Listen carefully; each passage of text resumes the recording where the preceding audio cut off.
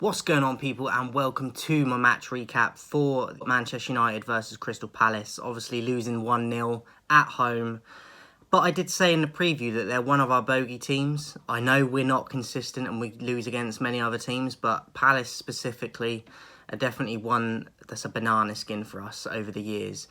And I was hoping that we'd get a draw. That was my prediction. I was hoping we could take the 3 points, but we didn't deserve to.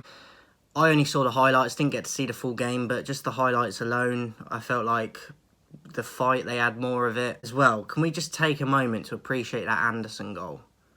Like, the technique of that goal, he finished that like Haaland or like just a striker would, a Harry Kane. And that was first shot as well, like no touch, just full attack of the ball. No keeper is saving that, I don't care who you are. Like, the technique on it was ridiculous.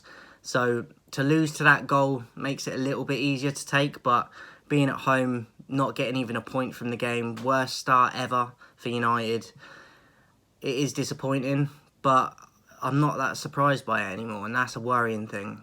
Tomorrow we've got Galatasaray in the Champions League. We're at home again, but it doesn't mean anything, these home games anymore, because everyone can come here. They're not intimidated like they used to be, and they can get results easily, and they come with confidence before a ball is even kicked. And that's a huge problem. I'm not sure what Ten Hag's doing at the moment in terms of the starting 11 he picks and the rotation of players. I'm not saying he always gets it wrong, but a lot of the time it's not going right at the moment. I'm not saying I want him out, but I did question some of his decisions at times, like you do with any manager, but some of it baffles me still. The likes of Maguire coming on and featuring when there's no need to.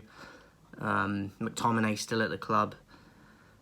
There's different things that I just don't understand. Rashford always starting. So, against Galatasaray, I'll do a preview for that later tonight. I think it's going to be a struggle against them, and I don't even know who their team are, like player for player, but like I said, most teams come to Old Trafford now with confidence before a ball is even kicked because of the off and on the field problems with us. So I don't even know what I'm going to predict for that game, to be honest with you. But back to the Palace game, I thought Anderson and Gueye was superb and just rock solid all day. Mount had a chance with a header he probably should have done better with. Højlund maybe could have done better with a few chances, but I thought he looked the liveliest he's looked. Still not getting a ton of service, but a few chances that he maybe could have scored. But I thought he looked decent. I think Pellistri needs to keep starting, but I think Garnacho needs to start. Amrabat needs to be in the midfield, I think, with Casemiro and not being played at left back. So there's still things that I disagree with Ten Hag, but he got it right in the Carabao the other night when I didn't agree with a lot of it. But if the result is a win, that's all I care about. And obviously it wasn't in the league, but in the cup it was. But against Galatasaray, I think it's going to be a lot tougher again. I would have to have given man of the match out of just the highlights I saw for United. I would probably go Pellistri or Casemiro. There wasn't a lot to pick from, though, to be honest with you. I think, as I said, Palace, without, I think Eze coming in and out of the game, so I know they won, but he probably could have had a lot of a better game. So you could take a bit of credit from that, but we've got no points from the game, and that's the bottom end of it, and it's not good enough. As I said, worst start ever for United. And they've done this without their top scorer as well, Edouard. So I think Eze is their best player along with Anderson.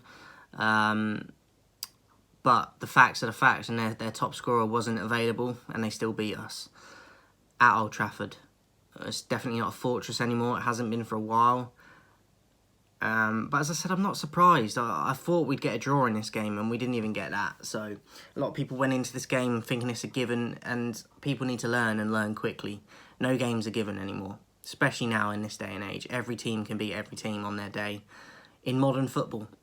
A lot of our fans have this arrogance that I'm not sure why they still have it, because they act like we're still in the Ferguson era, and that's long gone. That's long gone. Disappointed. I was hoping we could get a point. Didn't get nothing.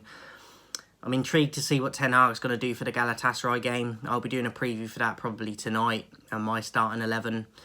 As I said, I'm going to have to do a little bit of research on Galatasaray because I don't know any of their players. But maybe when I look into it, I might recognise a few names. But as I said, it's going to be a really tough game. I have to have a think about it. And yeah, let me know your thoughts in the comments. Speak to you guys soon.